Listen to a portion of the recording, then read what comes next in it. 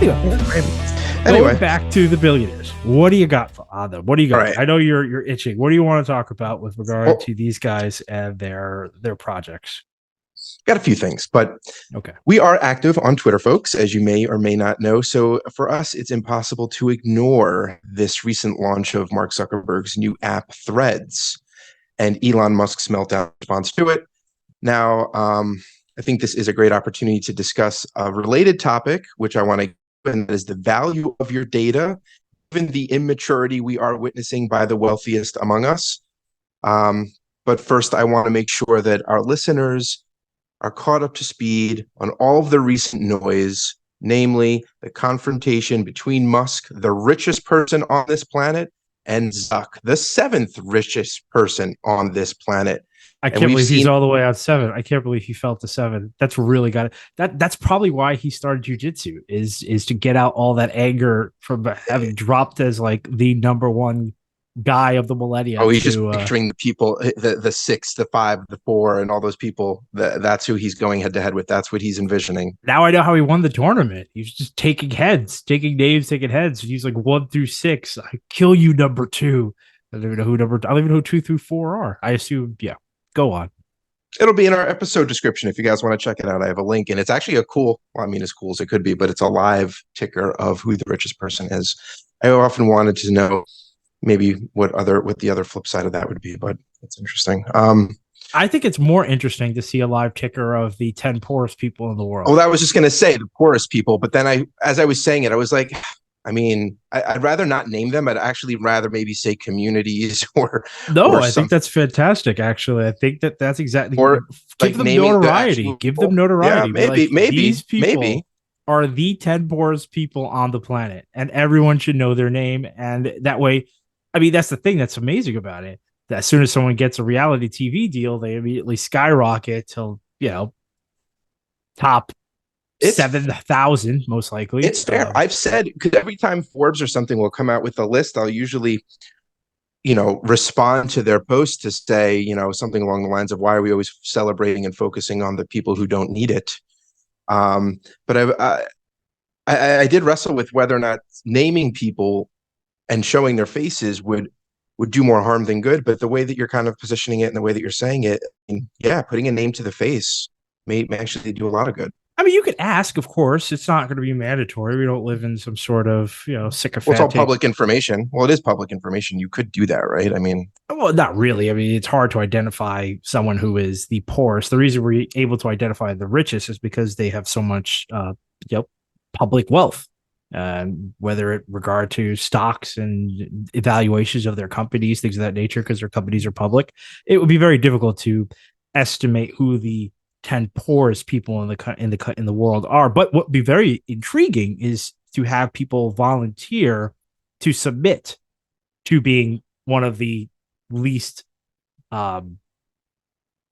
successes. Really the absolute wrong way to frame this. It really is just about being so hard done by that you end up being one of the poorest people on the planet. It's worth this. It's worth an interesting look. I think it's worth a look. If we were, reality TV producers, I think we might have something on there. I don't know if registering to volunteer for this is on their list of priorities. You gotta do outreach. You never know. You do some outreach, and you never know. I'm just saying, you never know. It would be an interesting human experiment of probably the worst kind, but maybe eye-opening all the same. You never know. I wish I were a reality TV producer just for this one moment. And then throw them in a ring with Zuckerberg and see what happens. Well, you got to train them up. Yeah, no, of course. You have to train them. And, to be fair, if we are going to do this Knight's Tale style, at least one of them should have Paul Bettany announce them and throw them in. I like it. All right.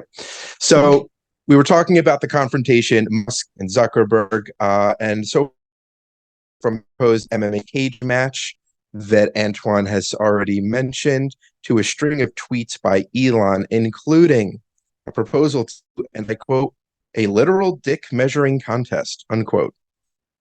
And a tweet stating, and I quote, Zuck is a cuck. And these are the billionaire's words, folks. They're not mine, so take it for what it is. A tweet showing Twitter's bird logo eating the Threads logo, that's made to look like a worm, and Elon referring to the Threads logo as a tapeworm. So Zuckerberg tweeted for the first time in a decade to announce Threads' launch with the Spider-Man meme app, or the Spider-Man meme, which is often used to poke fun at two very similar things, since Threads is considered a copycat of Twitter. And even Jack Dorsey chimed in on Twitter and sided with Musk by critiquing the new Twitter competitor's algorithm-only feed, which I actually recently heard may have already changed, so it may be more chronological now. Musk is now threatening to take the fight from the court of public opinion to an actual court. In a letter from Alex Spiro, an attorney representing Twitter, to Meta CEO Mark Zuckerberg, Musk is accusing Meta of misusing Twitter's, I quote, trade secrets and other intellectual property.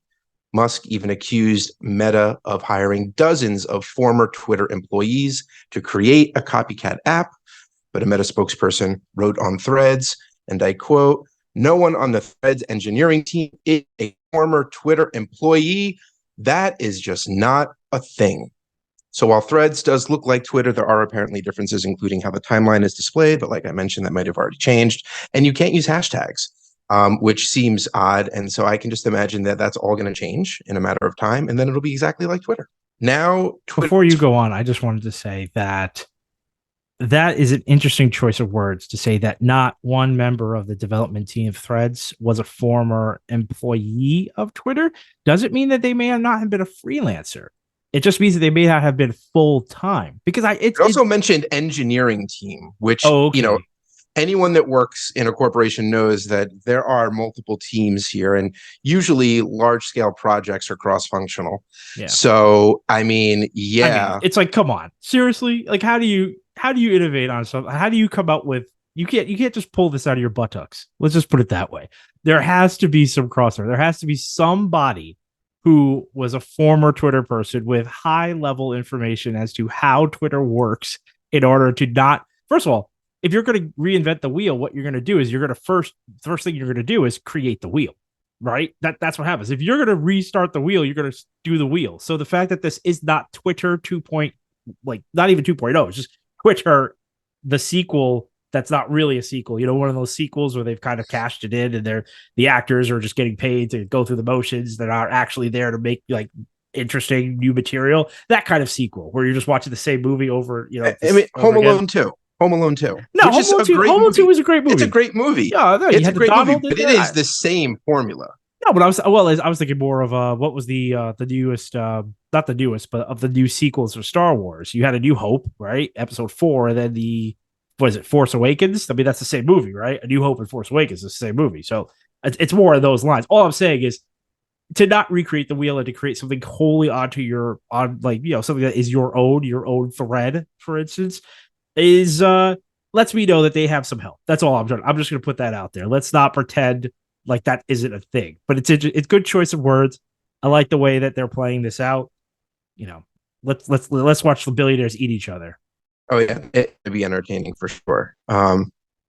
So now that Twitter's perception as Earth's digital town square has into question since Elon Musk has taken over from Jack Dorsey, let's get into a few other details.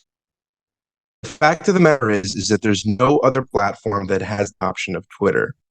Yet Threads is off to a pretty solid start. 30 million users within 24 hours, and now it's up to 100 million users in 5 days. Twitter has around 200 million users, so still double. And I can say that most of the big names I'm seeing on Twitter are announcing that they're creating accounts on Threads.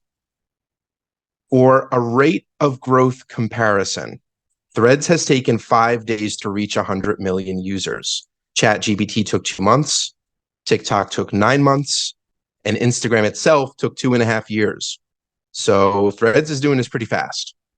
For those of you who may not know, Threads is an all-text microblogging app, very similar to Twitter, as we're saying, and it was launched by Instagram, which is a photo app. And it is owned by Facebook and WhatsApp parent company Meta, right? So that's the connection if you guys aren't aware. Now, this is significant, especially in the rate of growth department. because Instagram has more than 1 billion users with a B, billion, and Threads is linked to Instagram. So it has the potential to eclipse Twitter. Twitter's got 200 million. This is now feeding off of a source of 1 billion users. But just be aware, if you do have an Instagram account, you cannot delete your Threads account without deleting your Instagram account. So FYI for you guys. Yeah, they got you there. Whoa. Yeah. That's like a little bit of a, that's a kidney punch. You gotta explain that a little bit. So first of all, I knew that people are upset because they feel that, and this is the thing, I don't know if it's right or wrong, but they feel that because you have an Instagram account, you kind of automatically have a Threads account. I don't know. I think you still have to activate it. You have to activate it, but yes, but it exists. They'll port over all your data. Right, exactly. That's what I'm saying. Because it's like a shadow. It's a shadow account. It's like, yes, you have to check all the boxes to say, I will bring this online, but it is basically your Threads account as an Instagram account owner is just dormant. It's just sitting, waiting to be activated. But it's like it technically. In the back end? I mean, maybe. Yeah, I don't know. I actually don't know if it's just like in the back end, it's all there, but it's just not public yet. But I mean that's so dirty. That would make sense. So let's say if that is true, but that is so dirty then to say that once you've turned it on, right? So the thing is, you could not turn it on. You could say, I'm never going to activate this Threads account. It will always sit dormant. I'm an Instagram user only. I don't want anything to do with Threads. But the minute I turn this on and import all my data, because it's the first thing it asks you to do, these are intrinsic. They're just linked. They one cannot live without the other. This is a yin yang scenario. You cannot go back. No, it's a ploy. I mean, in my opinion, it is a ploy to keep their numbers up. Yeah, to keep the numbers high for the advertising. I think exactly. That as time goes on, that may be removed because they may not need it at some point. They may just release it as like a patch or an enhancement. I don't know. And maybe, I don't know. I mean, maybe they'll keep it because they are doing it. It's this weird thing where it's Threads by Instagram, right? Instagram launched this. It's a sub company or a department within that company. Right. It's not a sister company within Meta. It's definitely part of Instagram. Yeah. So it's interesting. Like I could see it being like they're looking at as a feature in a sense, like a chat functionality, like Facebook has a chat functionality and you can't really turn it off. I don't know how they're trying to play this. I know that in reality, it's to make sure that when people come over, they're not deactivating so that they keep their numbers up and they get those that growth rate up, right? And which is a phenomenal growth rate. Right. Because I mean, what you're saying is you're positioning it to say that they could have done it as a feature. It could have just been Instagram. Like you're saying, it didn't have to be its own company. This is for the splash. This is to really rub it in the face of Elon Musk to say, this is the rival. It's not Instagram with added functionality. It's its own thing because we want to go toe to toe with what you call Twitter. We want to literally bury you. So we're gonna replace you. And so Anyway, I'm just trying to put that out there. That's what they're doing, right? Yeah, they want a like for like, right? But they didn't have to do it this way. They didn't have to go this way. It's like probably like a one-click conversion over from Instagram, which is 1 billion people. I mean, if like Twitter, honestly, I don't want to say they don't stand a chance, but they should be nervous. I know that Facebook and Meta now have a history of launching things and deactivating them that don't work, and that's fine to fail quickly in the tech industry. But this looks like it has legs. I don't think it's going to go anywhere, so we'll see what happens. Again, to stoke the conspiracy theory here. It's so wild that you're telling me that there isn't a person who was fired quickly in that, that big huffle buffle when Elon came in and was like, I don't care about you people. You're extraneous. We can run this with algorithms. It's like extreme quote. What was the quote? You have to sign like you have to work. Paper. You're gonna work hard. It's gonna be hardcore. Yeah, hardcore or whatever. And and if you don't agree with it, you can leave. You're telling me there aren't people who left as really, really angry at that having been kicked out in that way that didn't just move over to this new device here. I mean, that's what I'm saying. There's got to be. It's not just a rivalry between Elon and Zuck. There have to be there has to be some people that have gotten so royally screwed that are loving the fact that they are able to eat their baby and destroy, to destroy it from without, I guess, because you're not I'm sure destroying it within Meta at this point. I'm sure Meta was consulted by their legal department on exactly how to do this. I mean, stealing IP or copying IP, that's a big concern in tech, I imagine. Does it go all the way back to Bill Gates and Apple? Didn't Bill Gates work for them and kind of take some stuff with them and start Microsoft? Is that a thing or no? For I think some we reason, I talked felt like about it was this. the other way around. I thought it was the other way around. No, I don't think it's the other way around. Okay. No, well, Apple was around before Microsoft. But anyway, it doesn't matter. Yeah. But it's always a thing, right? Non-competes, IP, what you make belongs to the company, all that kind of stuff. So it's not unheard of, and I'm sure that they thought about it. It would be really odd if Zuckerberg just got caught blindsided by this. It was like, I can't believe they're suing us for taking all their stuff. I didn't realize that would be an issue. Like they must have thought about this. So I am sure they have covered their tracks for whatever they did. Anyway, so now that we're kind of into this, it is worth noting that Threads is in over 100 countries, but has not launched in Europe because of data privacy laws. One specifically called the Digital Markets Act that explicitly bans firms like Meta from combining data across its platforms. So in the case of Zuckerberg, it would be WhatsApp, Facebook, Instagram, and Threads, because it's all part of Meta. And he's kind of porting stuff over from Instagram to Threads. And the UK is like, or Europe is like, no, you can't do that here. So since they're all linked in that way, it was an immediate no. So it's going to be interesting to see how that works in Europe. Just for the audience, if you're not aware, Meta wants to aggregate this trove of personal data for a reason, because it can use it to data to advertisers to sell ads, and they make a ton of money doing that, right? And I don't want to assume that everyone kind of knows that. So, for instance, Facebook generated $114 billion in ad revenue last year. That's just Facebook. And Instagram generated $43 billion in ad revenue, right? And they had all these other companies. And when you take a step back and you look at the portfolios of some of these guys, you'll see obscene wealth, which I think we kind of already know. But Zuckerberg has Meta. He's got real estate. He's got large tracts of land. Musk has several companies that we've covered on this pod. Go check out the episode, including the Boring Company, SpaceX, Tesla, Twitter, Neuralink, and a few others. And since the beginning of this year alone, 2023, year to date, Zuckerberg's fortune has jumped from 44 billion to 103 billion, more than doubled. We're halfway through the year. And Musk has climbed from 147 billion to 246 billion. These are massive amounts of money. I mean, for anyone who doesn't understand billion to a million to 1,000 to 100 scale, go Google or go onto YouTube and look at the rice thing.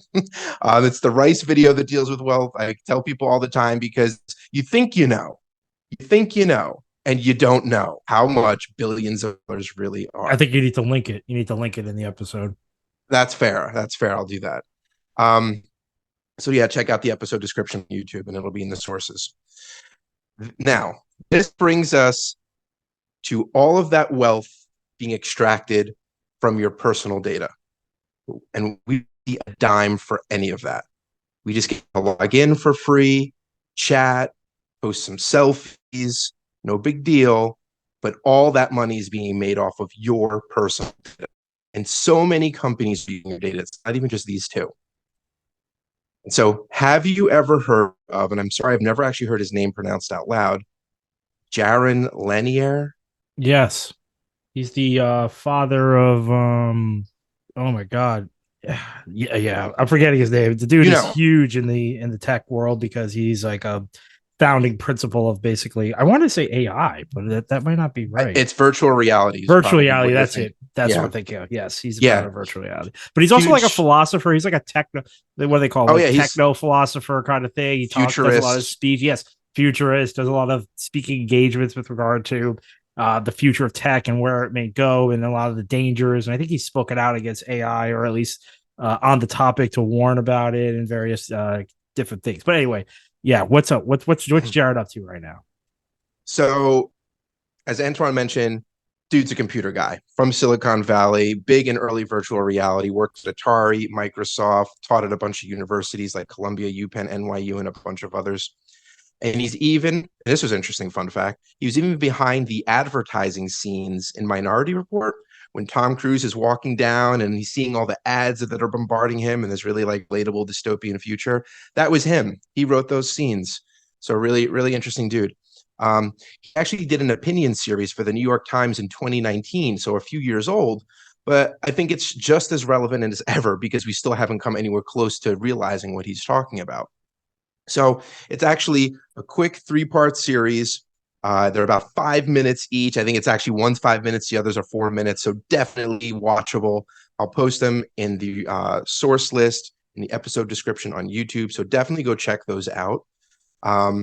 And it's all about your data, how it's being used to, in essence, trick you into engaging, how companies are profiting off of it, how it's impacting our well-being, and how we are being robbed of personal financial gain. So really interesting stuff. And basically he's saying that in 2001, we made a huge mistake. We thought everyone should get everything for free and it should be owned by the people. But we still need our tech heroes to give us our advanced technology. So we combined capitalism and socialism. And that yielded the user as the product. Now, how should it have been? Well, we should pay for apps like Antoine constantly likes to remind all of us, right? We should pay for them. And there also needs to be a free version, similar to like a public library for those that might not be able to afford it, right? So there's that aspect. Right, but that's provided by the government, just like a public library. That's exactly right. Yep, exactly right. Dude's guy's on point. Like he's talking, and it's like I've agreed with him. I mean, I've read a lot of his. I've read a number of his think pieces. I couldn't remember exactly how he got his start, but the guy is he I don't know if I fully trust his motives, but he definitely speaks for the people and is very much like a sounding board against some of the insanity of our techno overlord type of autocracy or what have you that we currently live in, or oligarchy, like this tech oligarch from the industry. And I also wanted to say, what's really funny is I think he's like a world-renowned didgeridoo person. Did you know that? Did that he's a musician as well? Yeah, but there's one instrument that he is known for. The Australian one. Yeah, I think it's a very eccentric instrument, and he is like one of the premier world players of that instrument. He is like one of the top in the world for playing that instrument. I wanted to say it's a didgeridoo. I could be wrong. I will look that up. But go on. I just wanted to put that out there. That's how I just wanted to put you guys out there how weird this dude really is. He is weird. He's a renaissance man. Yeah. All right. So he talked about we need to pay for things and there should be a free option. But really the big difference that he's proposing is something called data dignity, which states you should have the moral rights to every bit of data that exists because you exist now and forever, right? That's his quote.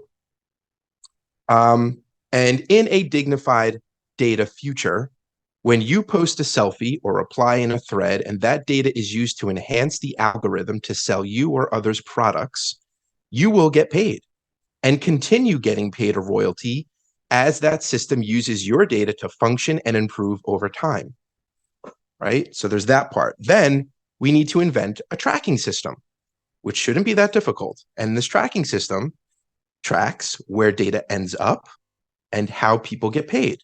And we need this to be this new entity that looks out for our user interests, deals with these complicated technologies and processes, and who users trust as the law states. Like it has to be governed. So it'd be something very similar as he put it to a labor union. And he calls this entity a MID, and that stands for a mediator of individual data. And there would be several MIDs, different types, for different types of data. They'd have different types of terms and rules. Some you could get into really easily, some not so easily. They'd have different size populations in them, and they'd have different restrictions. There would be a lot of variety when it comes to these MIDs. But it would be very routine to join them, like picking an insurance that you qualify for, right? The type of data that you're using would get you into these MIDs. It's not like you could just get into all of them. And you would get paid these mids would pay you. And it could be different schemes according to whatever the mid wanted, right? They could be micro payments throughout the year, monthly, maybe a bulk sum at the end of the year, whatever it came to be. But the point is that this would be a stream of income, in a way, almost be a pension for people based on their data. And so you might think, well, I don't generate enough data to make any money. But you might be wrong. And he was part of a paper that was written in the Harvard Business Review. And first, you have to think about the ways that your data is captured. You could have your data captured online. You could have your data captured in the devices that you use. You could have your data captured by your car. Your car is a computer. So much of your data is captured digitally and used to generate profit by a company. And according to that article, the article is stating that a small family benefiting from data dignity could make $20,000 a year from the value of their data. And this will become even more critical as AI continues to evolve. This is crazy. So he's basically he's creating basically a modality towards basic income. That's what this is. He's saying that you, by existing, are allowing people to profit via a capitalist model, and a percentage of that profit which is owed to you. So this is, by the way, guys, if anyone is saying this is America, this is capitalism, this doesn't work, Alaska does this. Because Alaska provides oil to the rest of the nation, every person who lives in Alaska gets a share of that oil, of the oil profits that basically Alaska exports. So it's not like this is crazy socialism, this can't happen, this is capital. This already occurs. This occurs already in the borders of America. We already have a template for a model similar to this. So basically, he's saying that we can do basic income, and this is how you would fund it. You would fund it via this tax, because that's what it is, right? It's going to be a tax on tech companies using you in terms of in terms of profiting themselves, right? So that's essentially what we're talking about here. I think that's how that's how I'm reading it. It could be a tax. It's probably more license. Like, you're licensing your data out. You're saying you can use my data to make money, but I'm getting a cut of it. Sure. However we want to phrase it. Sure. And honestly, like, this will become even more critical as AI continues to evolve. And there will be a time when AI comes for your job in some capacity. It's going to impact what you do. It's just going to continue to be part of society, integrate into our lives. But AI needs data to learn. And a dignified data economy is a great solution for us that allows responsible use of AI in the workforce without losing income.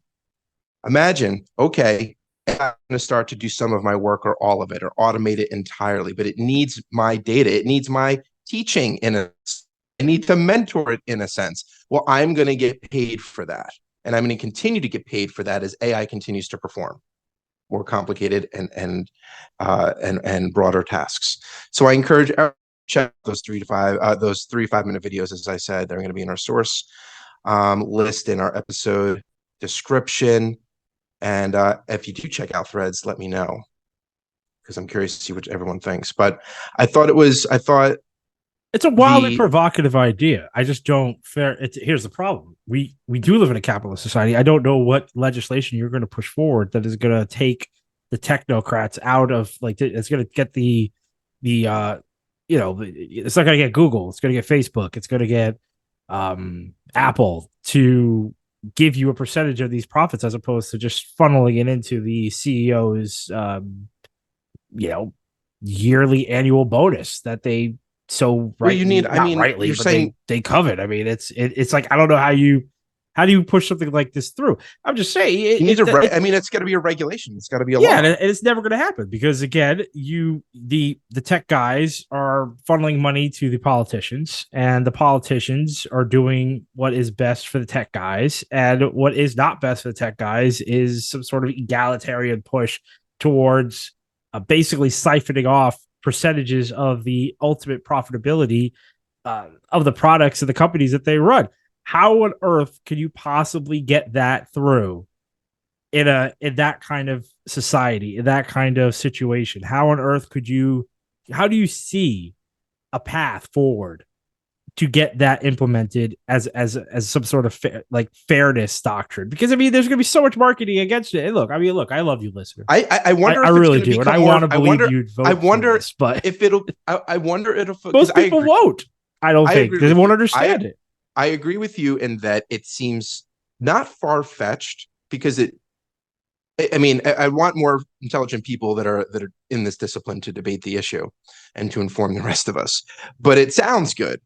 And I don't think necessarily that it wouldn't work. Until they tell you have to now pay to use the apps, which you lost it.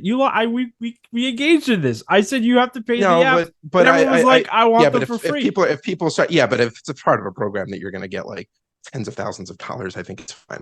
For your $5, your $5 for the app, like you assume this. You assume those would be the cost, but the cost could be much higher. The cost could be much higher. But what I'm thinking is that usually it takes the brink. I don't know what the brink will be in every situation, but usually it's some type of precipice that we are at that forces people to act. And AI might be that pressure. I don't believe that ever happens. It just doesn't. It's just not the way. Because if AI goes to, if AI continues to be part of automation and it does start to replace people en masse, people with, I don't know, part of large unions or whatever it might be that they can't help them, there might be something to it. Maybe there might be enough pressure there. I'm just saying, it's not like, the switchboard operators got some sort of extra payment by being replaced by technology. But AI is going to infect in a way. Yeah, it's just going to be more people out of work, and then being told it's your fault. It's not just for phone people. It's not just for bricklayers, lab technicians, or people sitting at office desks. Like, I can't think of anything that AI couldn't touch. It's going to touch everything, and it's not going to matter, because the marketing and the mythology of if you're down and out, it's your fault, is so ingrained in the American mindset.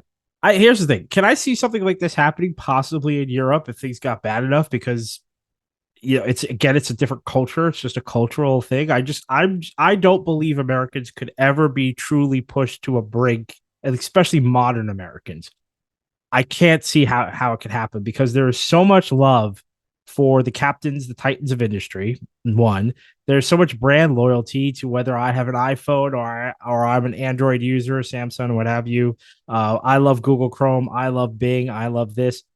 I just can't see how those guys, with all their power, all their marketing, and all their leverage on our politicians, for the average American to get out there, even if they have lost their job, because again, it's shame. You lost your job. That's you. You sucked. You didn't skill properly. You chose the bad major. You didn't do what you needed to do.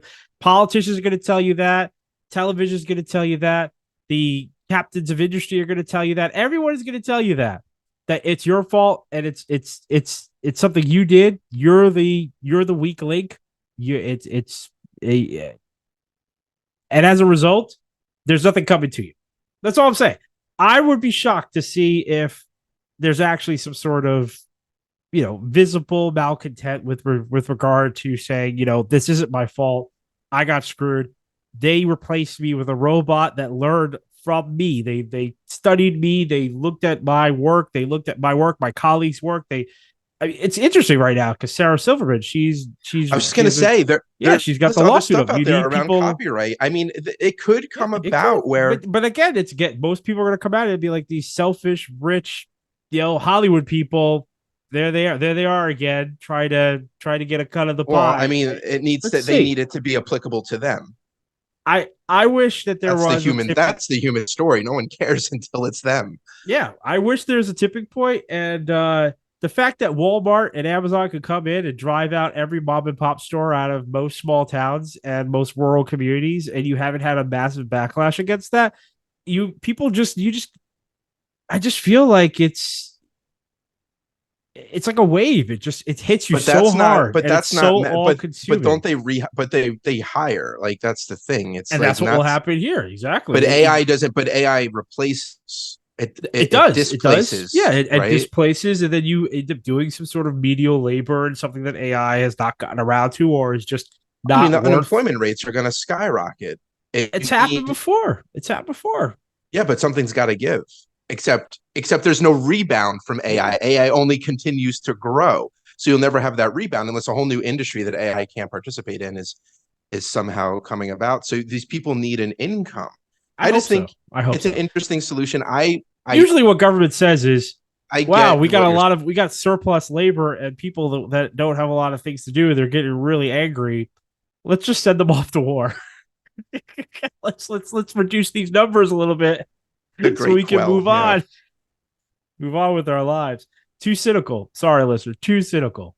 I hope it's not like that. I hope that something changes. I'm not sure it can. But it's good that people are sounding the alarm. I love that, and I love that there's literature out there that you could reference, and I hope more people keep talking about it, and then people don't internalize AI replacing them as some sort of internal failure on their part, and really for what it is, which is somebody basically commodifying you. They've used you as a product until you're no longer usable and throw you away. But And that's the thing someone should too, pay is for that that. before AI is only as good as its source material. It's not thinking for itself, and in the way that you may imagine it, where it's totally self-aware. It is drawing from everything that humans have created. So humans, at least as of now, are still needed to create new for AI then to absorb and crunch in incredibly complex ways. So we are still needed. So we really do want to take care of one another. But I totally understand what you're saying. And, to your point, this series was from 2019. Nothing's happened with this since, except AI actually just getting more powerful. But we Right. haven't seen anything around it. Yeah. Now, once it becomes more broadly used, I mean, now there's a big craze for businesses and people to figure out how to wield this new tool. I think it needs to mature a little bit and settle and become more of a norm and more routine. We might see something, but who knows? It is something to explore, something to demand from your politicians to say, what about this route? There's $146 billion being made by someone who's making 40 billion previously in the beginning of this year, and then and Musk went to 256 billion. These are absurd numbers, and these aren't just two people. There's so many other people out there that are making tons of money off of your data, and you're not seeing anything. We haven't seen minimum wage rise in over 20 years, I think, right? Something like That's that. correct. Yeah, something absurd, especially not to inflation levels. Yeah. And it's not just two billionaires. You have all these people, all these companies making all this money. And it's not a bad thing, but it is bad if it's not proportional to the rest of the country. You can't have 1% hoarding all this wealth. I mean, we got to have some protections. And it's not even like they're just creating everything from themselves. It's our data. We are not valuing our data. Data is somewhat relatively new to the human race. We don't really understand it and its value. Or I should say, most of us don't understand its value. The people at the top understand its value. Yeah. Its value is in the trillions. Yeah, that's exactly right. We're just not given that playbook. That's not part of our school. K through 12 is not teaching you how important your data is. I mean, I want to put this out there. It's not just that. The reason I'm talking about, I'm really trying to get down to this bare bones, guttural American philosophy about value in terms of we're so conditioned that your value is what your job is. Your value is what you bring to the table for an employer, or if you are the employer, the way in which you're employing people, that's what's gaining your value. You're a contributor. You're a captain of industry. These are intrinsic values to capitalism. You know what isn't intrinsic to capitalism? A mother that stays at home raising two kids that eventually go off to be captains of industry, or two kids who would end up being, I don't know, Bill Gates, Steve Jobs. I don't know. It's just people who are changing the face of the country. Nobody cares about anybody like that. The fact that those people are devalued is where this is ultimately going to stem from. I mean, maybe this feels like a stretch by me just blurting it out and saying it right now on air. But if you really think about it, if you want to think about our ethos, you want to think about our philosophy as a culture, the fact that we do not value people's basically participation within our economy who are not who are not basically like capital driven, like they're not bringing home a paycheck day to day, and therefore we just dismiss them as just silent shadow workers that are just not, we're not counting. We don't count them. We don't count them as part of the workforce. We don't count stay-at-home moms, stay-at-home dads as part of the workforce because we don't believe that what they're sacrificing and giving up to basically raise children is of value. The only thing that is of value is when those children come of age and become taxpayers. And then now we accept the fruits of that labor. We accept it when we can get taxation off of them, or if they're creating businesses. That's when we create that. That's when we see the value.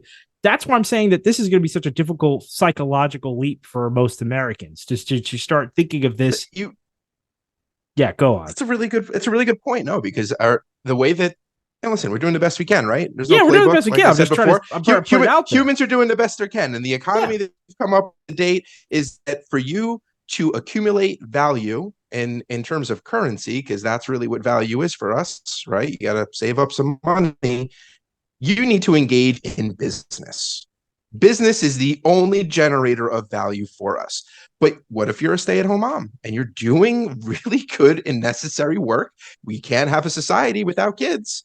Exactly. But the government isn't paying moms. That's an interesting thing, right? There's so much other value that just is apart from business that we just make people struggle with instead of fostering it, nurturing it. And man, who knows what we would see. So there you go. You see, you're picking up what I'm putting down. That's what I'm getting at. I'm saying that we already have it. We have so much value that is just not acknowledged. And I just think it's going to be wild to get to this esoteric valuation of human capital, where by existing you are contributing because I don't know, man. If a candidate was savvy enough to say, hey, fill out this form or fill out this survey, and it's about your data usage. I drive this model car that collects my data when I go from point A to point B. It knows my gas. It knows like what I put in it. It knows my tune-ups. It knows my what I'm putting in the GPS, like whatever the car computer is collecting. I use this device. I use that device. If you could fill this out, and then it could calculate to say you would get $50,000 a year skimming off of billions of dollars. So I'm sorry, the CEO of the company wouldn't make $100 billion this year. They'd make $90 billion this year.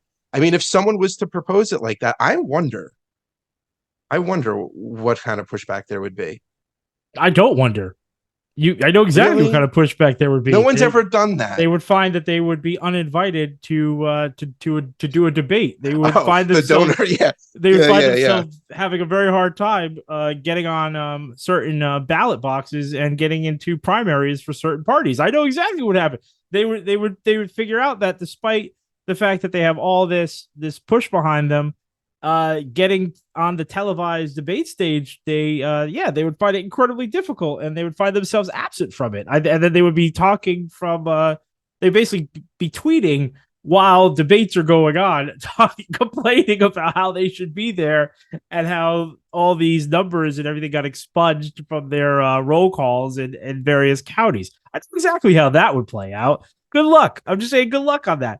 I don't want to be fatalistic. I just think that in order to succeed, we have to understand what the playbook is and how it is going to be played against you. That's exactly how that would go. A candidate who's out there trying to make that statement is a candidate who's going to have a very hard time getting anyone to cover their candidacy. And the reason, again, the problem with that, the reason for this is because most media outlets are owned by billionaires who have vested interests in not promoting such an ideology.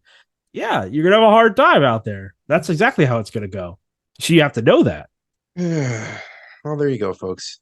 At least if you listen to this pod, you have a little bit of knowledge in this area. Push it forward. Tell a friend. Push it forward. This pod is about we're complaining because we're retracting and we're trying to create discourse. I have something in light of this. It's probably quick. It's a good thing to end the show. No, let's do it. Let's do it. Okay. Good article came out on Fortune. It's called Mark Zuckerberg is replacing the metaverse with his Twitter killer threads in a new dream, the Fediverse. I was waiting for you to mention the Fediverse. You didn't mention the Fediverse, which is why I'm going to read this right now. because it is a I key. haven't even heard of the It's a Fediverse. key strategic play to Threads. I was like, it's on the back end. That's where I come in, the back end of the tech. What is the Fediverse? Born from the combination of the words federation and universe, the Fediverse is a loose alliance of decentralized servers, including from third parties that could share data among each other. So while Threads appears to just be another microblogging site similar to Twitter, its underlying differences as a decentralized platform are significant. Threads, like other social media apps on the Fediverse, will actually be a collection of distinct servers set up by users, similar to the way Twitter founder Jack Dorsey's Twitter copycat Mastodon currently operates.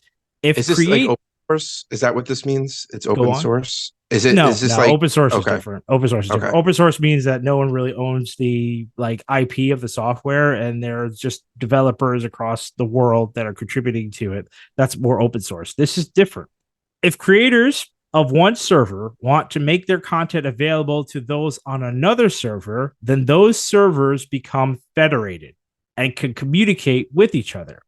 Threads will be Meta's first foray into open social networking, something that was reported on as far back as March.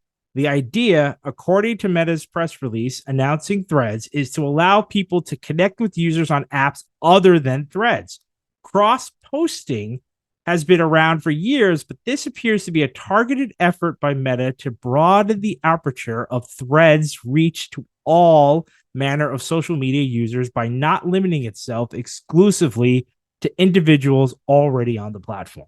So you know what I'm hearing? Yeah. What I'm hearing is I have a PlayStation, you have an Xbox, we can play each other. No. That's cross-platform. That's cross-posting. What this is I only have an Xbox account. And all my Xbox friends, the people who follow me, let's say I'm a streamer. Xbox used to have a streaming competitor to Twitch, and I'm forgetting the name of it. Oh my god, I could see the colors and everything. But it's call it Microsoft's competitor to Twitch. Twitch, by the way, is a streaming platform where people play video games or talk, and other people follow them and give them money and so off. That's a very streamlined version of it. Let's say I'm on Xbox, I'm doing that. And I've got all my friends. I've got 300 friends. They all follow me. Whenever I get on a game, they're there. They're watching me. They're watching me play. Let's say I get annoyed with Xbox and I say, you know what? I don't like your monetization principles. I don't like the policies that are going on here. What would happen, or at least what happens today, is if I left, I'd have to start all over because all my people are locked to Xbox. I'd have to basically figure out a third-party platform. Let's say I left Xbox tomorrow. I had to find Twitter. I had to try to get people to let my Xbox followers know that I'm on Twitter. Follow me here. I'm now going to be streaming on Twitch. And then I have to start building a following from the ground up on Twitch.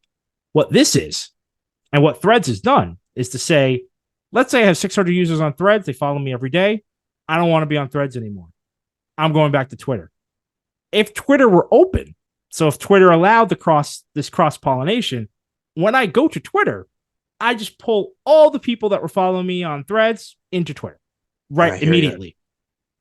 Well, it sounds like that's exactly what they did with Instagram and Threads. That's exactly. Right. Well, kind of. It's a little different because it's owned by the same company. We're talking about owned by different companies. So they basically, I love that because that's one of the things that keeps you. That's why you stay with devices. That's why you stay with Apple. Once you're with Apple, you're like, all my stuff's here. My music, everything, like everything's with Apple. How am my apps, whatever things you got on your apps, it's all there. How am I going to port that all over to an Android or whatever it is? And that's why you stay. To be able to change that, that's a game changer. That's what everyone always wanted. Europe doesn't allow that. That is an entire market that they cannot go into now unless Europe changes its laws, which will be interesting. Now, because that is that convenience. I don't know what we're giving up for that convenience, but that is convenience. Well, that's what people are worried about. Europeans are going to say. Well, that's what everyone's worried about. Because here's the thing: it sounds good in principle until you think of, well, if Facebook is the first proliferator of federation, does that make them the are they now the arbiter of that federation? Does because they're pulling in third parties to get on board with this? how much does this expand their reach? How pervasive does this make them in terms of the ethos of federation? It's almost like that's what people are worried about. If they're the architects of this design, does that make them just fundamentally? It's sort of like the Declaration of Independence. Like, is it just always there? It's like no matter what you do, Facebook is just, yeah, I don't want to be in Threads anymore. I don't want to be on Instagram. Well, that's great, but Facebook has made it so that wherever you go next and bring all your Instagram friends and all your Thread friends, it's like a chain. It's exactly, like linked. exactly. It's like, how are they? It's like a virus. Exactly. That's exactly my first thought was this. On the surface, if you really think about it, it sounds like a virus.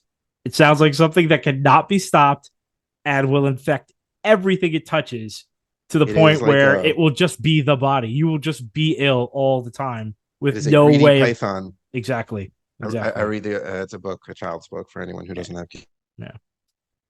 Yeah. But anyway, I just thought that was really interesting Facebook, because you go to Instagram, you go to Threads, you go to another company, you go to another platform, but each time you port over, it becomes another link in the chain and another link that you cannot, or you lose everything and back to where you were if you were never part of this federation to begin with. Yeah, it could be a little like blockchain if you want. If you want to, like, again, we've talked about blockchain technology a little bit. It's like there could always be a timestamp. It's like no matter what you try, there will be something that identifies that where you originated was Threads, and then how can you then monetize that? So let's say it's 20 years later, and you were on a platform that has nothing to do with Threads, has nothing to do with Instagram. It's a platform that didn't exist. It only popped up 5 years. Let's call it like TikTok.